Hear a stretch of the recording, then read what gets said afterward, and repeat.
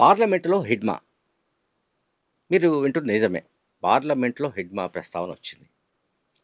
ఎట్లా వచ్చిందంటే భారత్ ఆదివాసీ పార్టీకి చెందిన ఎంపీ రాజ్ కుమార్ రోట్ ఆయన అంటే 5, 6 రోజుల కిందట ఫిబ్రవరి 11వ తేదీన లోక్సభలో ప్రసంగిస్తూ ఆదివాసీల హక్కులు అండ్ ఆదివాసుల ఆత్మగౌరవం, వాళ్ళ స్థితిగతులు వీటన్నిటి గురించి మాట్లాడుతూ ఆయన హిడ్మాను ప్రస్తావించాడు. ఎన్కౌంటర్‌లో చనిపోయిన మావోయిస్టు పార్టీ గెరిల్లా ఆర్మీ నాయకుడు హిడ్మా గురించి ఆయన ప్రస్తావిస్తూ ఆయన చెప్పిందేంటంటే, ఒకవేళ ఆదివాసీ ప్రాంతాల్లో అంటే పేద ప్రజలు ఎక్కువగా ఉన్న ప్రాంతాల్లో, వెనుకబాటుతనం ఎక్కువగా ఉన్న ప్రాంతాల్లో ఒకవేళ ప్రభుత్వం కనుక ఇప్పుడు అనుసరిస్తున్న పద్ధతులే అనుసరిస్తే, ఆ ప్రాంతాలను నిర్లక్ష్యం చేస్తే, హిడ్మా వంటి వాళ్ళు మళ్ళీ పుట్టుకురారన్న గ్యారంటీ ఏమీ లేదని చెప్పాడాయన. ఎవరు? భారత ఆదివాసీ పార్టీ లోక్సభ సభ్యుడు రాజ్ కుమార్ రోట్ ఆయన పేరు. ఆయన ఏం చెప్పాడంటే, ఆదివాసులకు భూమి అంటే మిగతా వాళ్ళు ఆహ్, ఆలోచిస్తున్నట్టుగా ఆస్తి కాదు. ఆస్తి ఎంత మాత్రం కాదు. భూమి అనేది వాళ్ళకి సంబంధించిన హక్కు. వాళ్ళ జీవనాధారం. అదొక కల్చర్, సంస్కృతి అని చెప్పాడు. అట్లాగే ఒకసారి చరిత్ర చూస్తే అంటే దశాబ్దాలుగా ఆదివాసీ ప్రాంతాల్లో జరుగుతున్న దోపిడీని కనుక అర్థం చేసుకోకపోతే, ఇప్పుడు ప్రస్తుతం నెలకొన్న సమస్యను, ప్రస్తుతం ఏ సంక్షోభ పరిస్థితులు కనిపిస్తున్నాయో, అది జార్ఖండ్ కావచ్చు, బీహార్ కావచ్చు, మధ్యప్రదేశ్ కావచ్చు, ఛత్తీస్‌గఢ్ కావచ్చు, మహారాష్ట్ర కావచ్చు. అటవీ ప్రాంతాల్లో ఆదివాసులు ఎక్కువగా జీవించే ప్రాంతాల్లో చరిత్రలో ఏం జరిగిందో, ఎట్లా వాళ్ళంతా దోపిడీకి గురయ్యారో కనుక అర్థం చేసుకోకపోతే, అది అర్థం కాకపోతే, ఈ ప్రస్తుత ఏదైతే క్రైసిస్ ఉందో, ఈ క్రైసిస్‌ని ఆహ్, నివారించడం సాధ్యం కాదని చెప్పాడాయన. అంటే దీన్ని అంచనా వేయడం కూడా సాధ్యం కాదని చెప్పాడు. ముందుగా ఆయన ఆదివాసీ యోధుడైన బిర్సా ముండాను ప్రస్తావించాడు. బిర్సా ముండా ఆయన చూపిన మార్గం, బిర్సా ముండా చూపిన మార్గం రాజ్యాంగబద్ధంగా హక్కుల సాధనకు సంబంధించి ఒక ఇన్స్పిరేషన్‌గా కూడా మనం ఆలోచించాలని చెప్పాడు.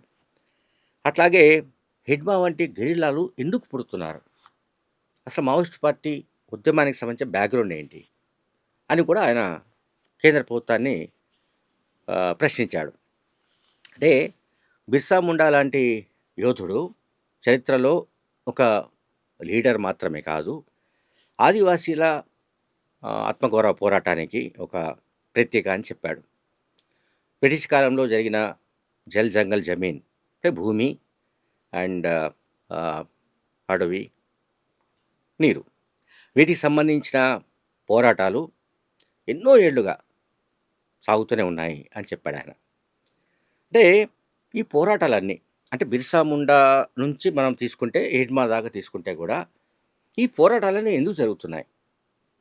ప్రభుత్వ పరిపాలన ఎక్కడికైతే వెళ్ళలేకపోయిందో, ఎక్కడికైతే సంక్షేమ పథకాలు వెళ్ళలేకపోయాయో, ఏ ప్రాంతాలనైతే ప్రభుత్వాలు నిర్లక్ష్యం చేస్తూ వచ్చాయో, ఆ ప్రాంతాల్లో సహజంగానే ప్రజలు సత్వర న్యాయం కోరుకున్నప్పుడు మావోయిస్టు పార్టీ లాంటి వాటిని ఆశ్రయించక తప్పని పరిస్థితులు నెలకొంటాయని చెప్పాడు.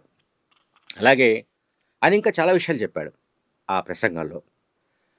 సో, ఇటువంటి పరిస్థితిలో తీవ్రవాద భావజాలం పెరిగే ప్రమాదం లేకపోలేదని చెప్పాడు. హింసను నేను హింసను సమర్థించడం లేదు. అయితే ఈ హింసకు సంబంధించిన హింస కావచ్చు, ప్రతిహింస ఏదైనా కావచ్చు, దాని మూలాలను మాత్రం అర్థం చేసుకోవాలని చెప్పాడాయన.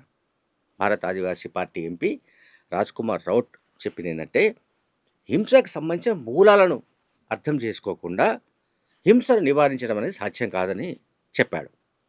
అలాగే మావోయిస్టు పార్టీ ఉద్యమాన్ని తుడిచిపెట్టడానికి సంబంధించిన డెడ్‌లైన్ వగైరా, వగైరా వాటి గురించి ప్రస్తావిస్తూ, ఆ ఉద్యమానికి సంబంధించిన బేసిస్ ఏంటి? ఆ ఉద్యమం నిలదొక్కుకోవడానికి గల కారణాలేంటి? వాటిని ఇంకా లోతుగా అన్వేషించాల్సిన అవసరం ఉందని చెప్పాడాయన.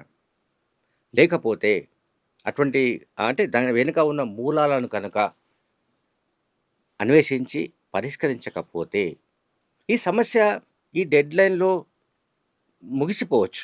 కానీ అది మళ్ళీ ఏదో రూపంలో రిపీట్ అయ్యే అవకాశాలు ఉండొచ్చు అని కూడా ఆయన అన్నాడు. ఆయన చెప్పాడు. అందువల్ల మావోయిస్ట్ ఉద్యమం అనేది అభివృద్ధికి నోచుకొని ప్రభుత్వాలు ఇప్పటికీ వెళ్ళని వెనుకబాటు గురైన ప్రాంతాల్లోనే సంక్షేమ పథకాలు ఏవి చేరని ప్రాంతాల్లోనే మావోయిస్టు పార్టీ ఉద్యమం విస్తరించిందనే అంశం కూడా ఆయన ప్రస్తావించాడు. ఆదివాసీ సమాజానికి ఈ జల్ జంగల్ జమీన్ అనేది వాళ్ళ జీవన వ్యవస్థతో ముడిపడి ఉన్నాయి. అంతే తప్ప అదొక స్లోగన్ కాదని చెప్పాడు ఆయన. అదొక నినాదం కాదు. అది ఒక స్లోగన్‌గా అనుకుంటే అంతకు మించిన తప్పు ఇంకొకటి లేదని చెప్పాడు.